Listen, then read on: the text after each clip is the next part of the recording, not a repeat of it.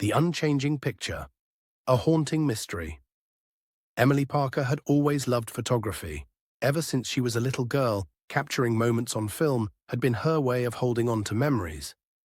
That passion led her to a career as a portrait photographer, and recently she had returned to her childhood home in the old family mansion, a sprawling estate with creaking floors, whispered legends, and hidden secrets, to document the upcoming reunion of her extended family. It was a chilly autumn evening when the reunion began. The great living room was filled with laughter and the gentle hum of conversation as relatives greeted one another. In the midst of the jovial chaos, Emily arranged a group portrait by the massive bay window overlooking the misty garden.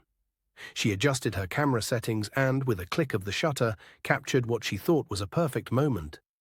Later that night, as she developed the photos in her makeshift darkroom, Emily noticed something strange. In the printed picture of her family, there was an extra face peering from the darkened corner behind the assembled group, a face that none of them had. At first, Emily dismissed it as a trick of the light or a flaw in the developing process. But as days passed, she found herself drawn back to that photo. There was something unnervingly familiar about the extra face, as if it were watching her every move. Determined to uncover the mystery, she began to compare that picture with others taken during the reunion. With each successive photo, the extra face grew clearer, more defined, and disturbingly closer to the center of the frame. During the following weeks, unsettling occurrences began to plague the mansion. At night, faint whispers echoed in the long, deserted hallways. Doors that had been securely locked were found ajar in the morning, and family heirlooms were inexplicably rearranged. Emily's dreams were invaded by a dark figure, a gaunt, sorrowful visage with hollow eyes that always seemed to mirror the extra face in her photos. The boundary between reality and the realm of nightmares began to blur. Determined to get to the bottom of the mystery, Emily combed through old family albums and dusty diaries in the mansion's attic. In one fragile, handwritten journal, she discovered a mention of a distant relative named Margaret, a quiet, enigmatic woman who had mysteriously disappeared decades ago. The diary described Margaret as a reclusive artist, obsessed with capturing the souls of her family through her portraits. Rumors whispered that she had dabbled in forbidden rituals to trap the essence of life in her paintings. Emily's heart pounded as she realized that the extra face might be linked to Margaret's dark legacy. The next time Emily ventured into the living room, she set up her camera once again, hoping to capture any sign of the apparition. As dusk settled, the room grew quiet, shadows lengthened, and a cold wind seemed to seep through the walls. With trembling fingers, she took several pictures at intervals. When she later developed the new photos, the extra face was unmistakably present. But now it wore an expression of pleading sorrow, as if silently begging for help. Haunted by these images, Emily reached out to David Holloway, a local paranormal investigator known for his meticulous research and measured approach to the supernatural. David had spent years investigating inexplicable phenomena in old houses, and his analytical mind was the perfect complement to Emily's emotional turmoil. Together, they began to piece together the history of Margaret and the eerie occurrences in the mansion. David's research uncovered an old newspaper article from the 1960s reporting the mysterious disappearance of Margaret. The article hinted at an unsettling incident in which Margaret had been seen in a frenzied state, claiming that something or someone had been following her for years. Her last known whereabouts were near the very room where Emily's family portrait had been taken.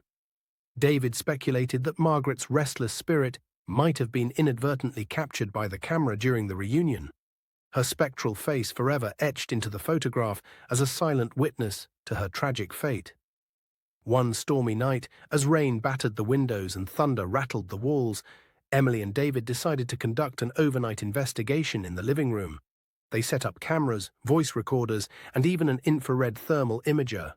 As midnight approached, a palpable chill descended upon the room. The air grew heavy with an unspoken dread, and the instruments began to register anomalous readings. Then, as the clock struck 12, the temperature plummeted suddenly. In the dim glow of the emergency light, they saw it, the extra face materializing in the reflection of a large antique mirror hung on the wall. The face was unmistakable, a gaunt, sorrowful visage with deep-set eyes that seemed to carry centuries of anguish. In a voice barely audible above the howl of the wind, a faint whisper echoed through the room. "Help me." Emily's heart raced as David tried to steady his recorder to capture every sound. The apparition appeared to be reaching out, its ethereal hand nearly touching the frame of the mirror, as if yearning to break free from its spectral confines. Over the course of the night, the phenomenon grew more intense. The mirror began to ripple as if it were a pool of water disturbed by an unseen hand. Emily and David watched in horror as the image of Margaret's face shifted, morphing between expressions of despair and rage. In one moment, the spirit's eyes burned with a fury that seemed to scorch the very air. In the next, they were pitiful and broken, pleading for release. In the following days, the atmosphere in the mansion became oppressive. Family members reported seeing fleeting shadows in the corners of their eyes, hearing distant cries in empty rooms, and feeling inexplicable cold spots. The once cherished family home had transformed into a stage for a relentless supernatural drama. Emily, driven by a mix of fear and determination, resolved to confront the spirit and uncover the truth behind Margaret's disappearance. Emily retraced Margaret's footsteps by poring over old letters and photos. She learned that Margaret had been ostracized by her family for her unorthodox beliefs and for the secrets she had guarded so jealously. According to local law, Margaret had believed that the true essence of a person could be captured and preserved in a photograph, a concept that many dismissed as madness. But as Emily dug deeper, she began to suspect that there might be a kernel of truth behind the legend. Perhaps Margaret had found a way to bind her soul, or the souls of those she coveted, within the frames of her portraits, doomed to linger as restless apparitions. One rainy afternoon, as Emily sat in the mansion's cramped library, poring over an old sketchbook that once belonged to Margaret, she found a chilling drawing. The sketch depicted a family portrait almost identical to the one she had taken, but with an added ghostly figure in the background. Alongside the drawing was a handwritten note: "To capture life is to bind it forever." The words sent shivers down Emily's spine. Had Margaret's obsession with capturing souls inadvertently trapped her own spirit, condemning her to an eternal limbo within the walls of the mansion? That night, armed with newfound resolve and a determination to put Margaret's tormented spirit to rest, Emily prepared a ritual suggested by one of David's old case files. The ritual involved confronting the spirit directly and urging it to let go of its earthly ties. In the flickering candlelight of the living room, Emily recited an incantation, her voice trembling yet resolute. As she spoke, the room darkened unnaturally, and the temperature dropped even further. The mirror's surface shuddered, and there, amidst the wavering reflections, the spirit of Margaret emerged in full form. Margaret's ghost hovered before Emily, her eyes locked onto the photographer with an intensity that defied time. The spirit's face, now unmistakably human in its sorrow and pain, spoke in a voice that resonated with centuries of regret. "I was trapped by my own desire," the ghost confessed. "I thought I could capture the essence of life and preserve it forever. But in doing so, I bound myself and others to an eternal prison of memories." Tears glistened in the ghost's eyes as she recounted the tragic events that had led to her demise. In a fit of desperation, she had attempted a forbidden ritual, one that had unleashed forces she could no longer control. The ritual had backfired, trapping her soul within every photograph she ever took. Doomed to haunt the living, Emily listened, her heart aching for the lost soul before her. With David's assistance, she carefully guided Margaret's spirit through the final stages of the ritual, urging her to release the trapped energies and finally embrace peace. The air vibrated with a supernatural energy as the mirror's surface rippled like a disturbed pond. Slowly, Margaret's sorrowful expression softened, and her form began to dissolve into a gentle, shimmering mist.